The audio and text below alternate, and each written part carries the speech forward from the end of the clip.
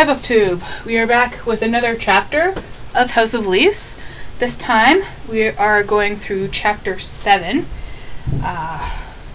Here begins on page 80. And let's just jump right into it. We're going to start, as always, with the epigraph.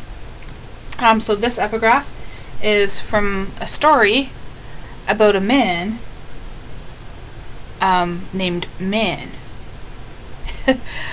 So the man didn't have a name, just known as Man. So he's like this kind of everyman character in an inhospitable, that's what we're gonna go with, environment. And it's interesting because this story has a history of change. So in the 1902 version of the story, Man dies, but it was changed in 1905 where Man lives, but he has frostbite. So that was an interesting little tidbit. Another thing in here is that we get this idea of the Chichaco. And we know that Johnny is also a Chichaco. I'm probably mispronouncing that incorrectly. So Chi means new, Chaco means to come, so a newcomer. This means that you're new to Alaska or the Yukon, especially in reference to the gold rush. We know that Johnny has a history of being in Alaska. He worked there. He survived a boat crash, and he watched someone die while there. We also have one of my favorite poets is Robert Service, and he has a book called Ballads of a Chichaco, and there's a poem called Lost, and it is actually, I think it's quite a long poem.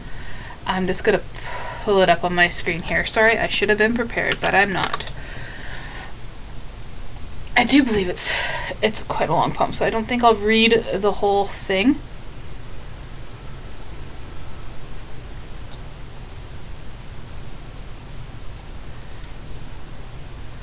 Oh yeah, it is a super long poem. But I'm just going to read some important lines from it. Mother, your boy is crying out in the night and cold. Let me in and forgive me, I'll never be bad anymore. I'm oh so sick and so sorry. Please, dear mother, don't scold. It's just your boy and he wants you. Mother, open the door. And I just thought that was a really interesting reference. We have a man in the Yukon being lost and dying and calling out for his mother. So like Johnny calling out for Pelafina and opening the door to where. And here we get introduced to a character named Holloway Roberts. And Holloway sounds like hallway, or hollow way, or hallowed way, for religious reference. And the Holloway tapes, which we'll get to further on, have more plays on his name. So he's an interesting character. We're going to jump down here to footnote 84. And actually, I want to, as always, I want to shout out the House of Leaves community because they're constantly finding stuff. And particularly where I've been noticing it is on the House of Leaves subreddit.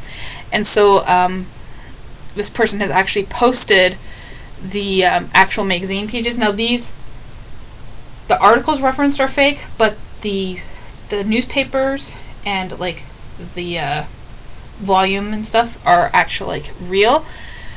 And it has some interesting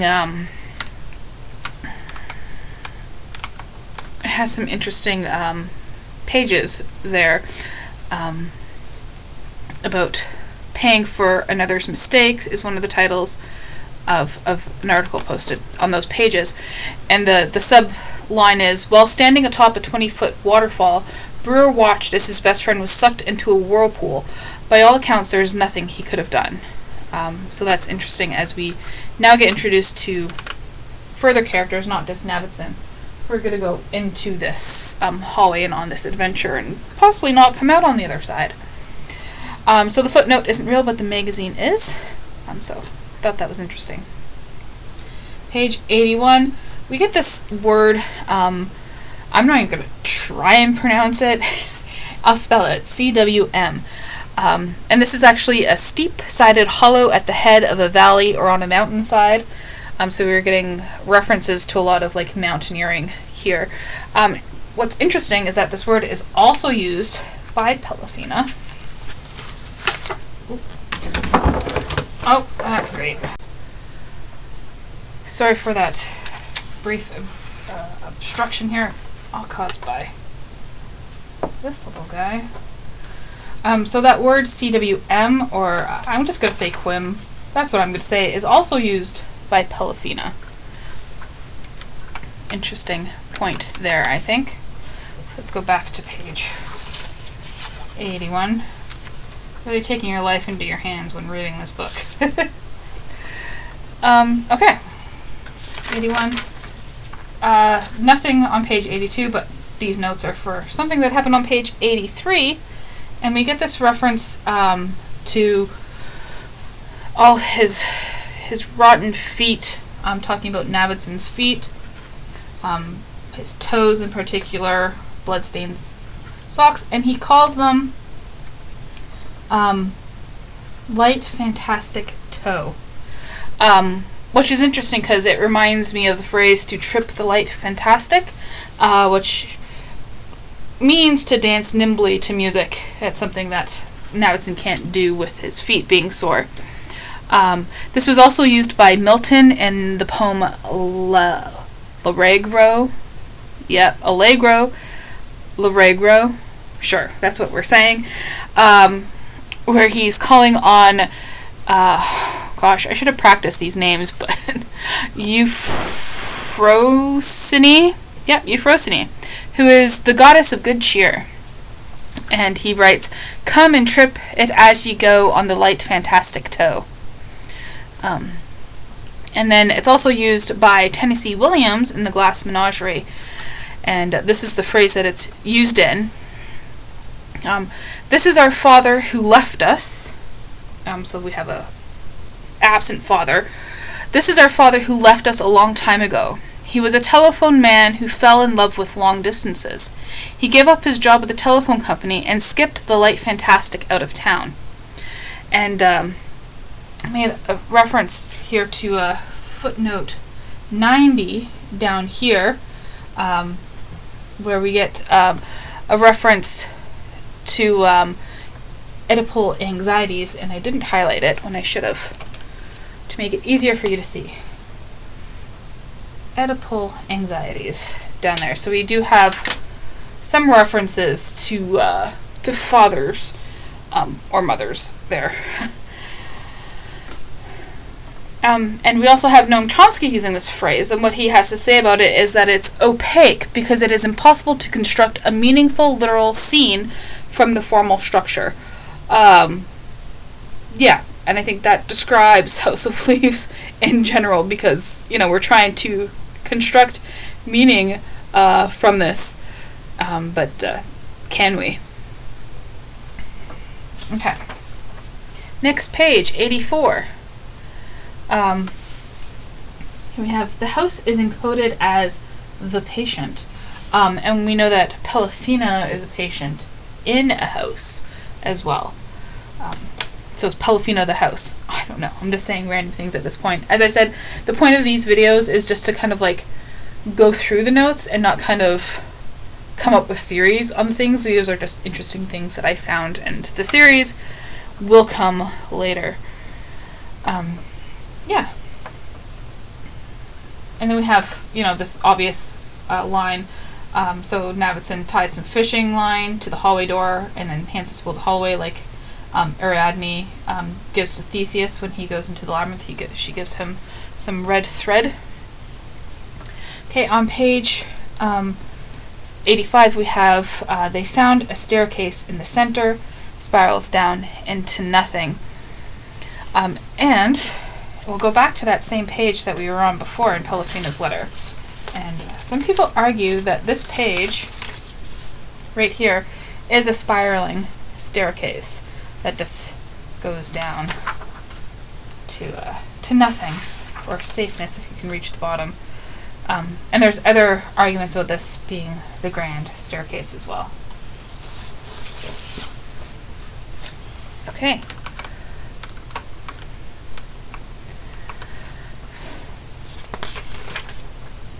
Nothing here to note on page 86, but on page 87, I have a lot to say. We have this reference to Rilke. As Rilke wrote, I'm not going to try and pronounce that. And we get, I think we get it translated further back here. Yeah. But this is actually from a poem by Rilke, and I actually wrote it out here, called The Black Cat. And I'll just read this poem out to you. A ghost, though invisible, still is like a place. Your sight can knock on, echoing, but here, within this thick black pelt, your strongest gaze will be absorbed and utterly disappear. Just as a raving madman, when nothing else can ease him, charges into his dark night, howling, pounds on the padded wall, and feels the rage being taken in and pacified. She seems to hide all looks that have ever fallen into her, so that, like an audience, she can look over them, menacing and sullen, and curl to sleep with them. But all at once, as if awakened, she turns her face to yours, and with a shock you see yourself, tiny, inside the golden amber of her eyeballs, suspended like a prehistoric fly. I thought that was pretty interesting. If we look at like the black cat as a metaphor for the hallway, we have staring into, the abyss, and your abyss staring back at you. Another reference there, maybe. And we know that cats are referenced throughout House of Leaves, as well, especially them disappearing. We also have the raving madman. Who could that possibly be? I'd argue Johnny is one of them. Holloway is the one that we're getting introduced here too, so maybe he's the raving madman. And then you see yourself in the blackness as it looks back at you. So like the hallway as a reflection, maybe, of people.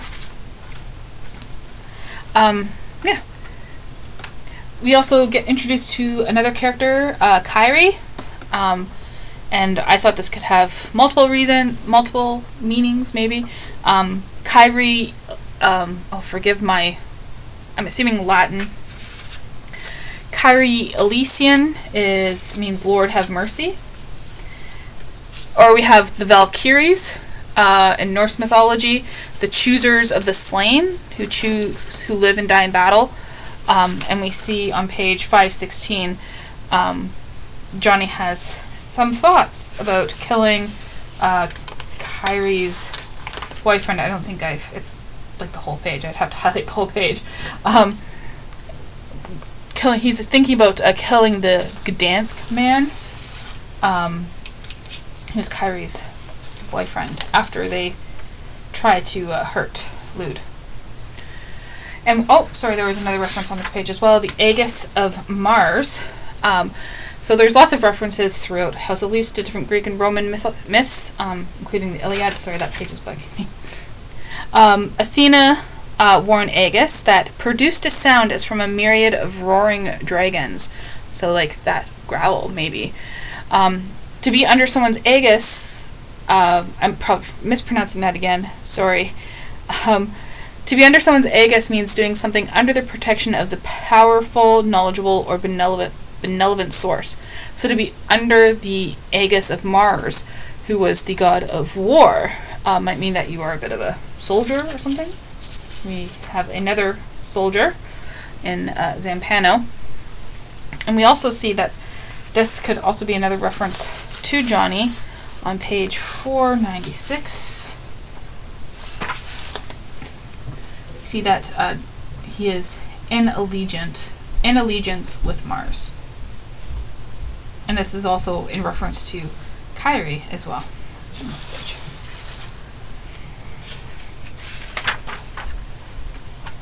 Okay. On to page 89. He says here, hers in many languages, mine in the off color of my only tongue. And here, this is Johnny speaking. Just gonna move back slightly. But if we are to believe someone, not that we should believe anything that we read in the book, but this is not true, because Pelafina tells us, sorry, it's hard finding pages with all my notes, that Johnny is practically fluent in Latin. So it's not his only tongue. Okay. Page 90, we get this reference to ash like halls. And we know that the house is located on Ash Tree Lane. And we, if you didn't know, the book doesn't end on the last page. You have to keep going to the very last page, where we get Yggdrasil, which is a reference to a Norse mythological tree. We'll get to that tree more when we talk about it, but that is also an ash tree. So ash tree is hardwood. Its hardwood has long made it symbol of powerful solidity and immortality. It has been seen as a link to, and even sometimes as a medium between heaven and earth. The ash is a protector of children. So we see that the kids are generally not as harmed by the house as the parents and the adults are. And we can also argue about this idea between all this religious references throughout the text as well, between heaven and earth. On page 91, we talked about this a lot before. Not a lot, we talked about this before. Daisy's picking at the scabs on her wrists. And we previously saw that she was playing with scissors. On page 5 and page 11, she hurt herself. And on page 606, we get this reference, page 606.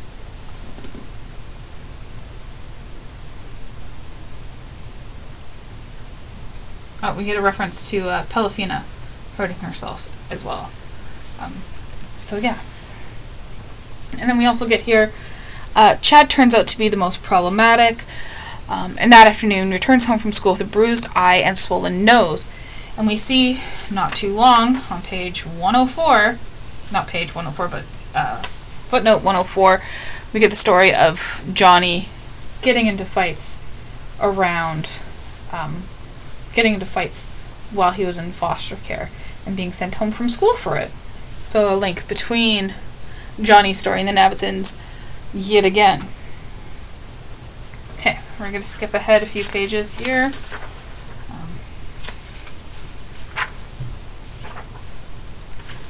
I also noted this. Chad, however, refuses to speak. And then down here, Johnny doesn't answer.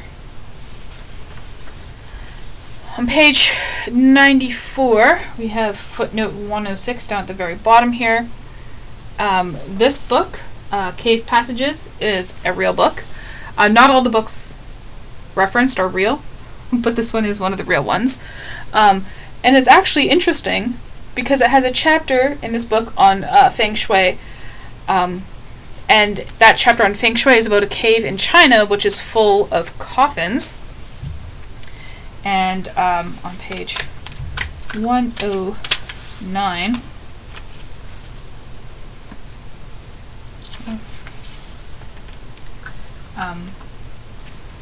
sorry, let me just find the reference here. Page 109.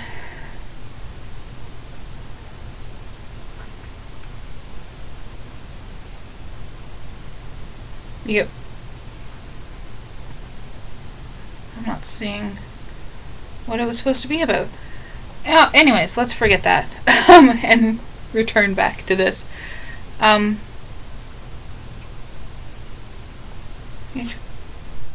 Page 109 also had a reference to another cave full of coffins. That's what that was. Sorry. But also, in regards to the Crystal Cavern, which is the chapter specifically referenced here. It's actually called, and here we go again with these words that I have difficulty pronouncing, Lechuguilla Guaya is the deepest cave in the United States at 1,560 feet. It's deeper than any building in the world is tall at the time of the writing. But rather than size or depth, it is Lechuguilla's bizarre geology and extreme fragility that make it unique in the world. Once beyond the lip, oh gosh, I'm going to try to say it again, Lechuguilla ceased to be ordinary. I landed in a chamber much larger than the weak beam of my carbide lamp could define.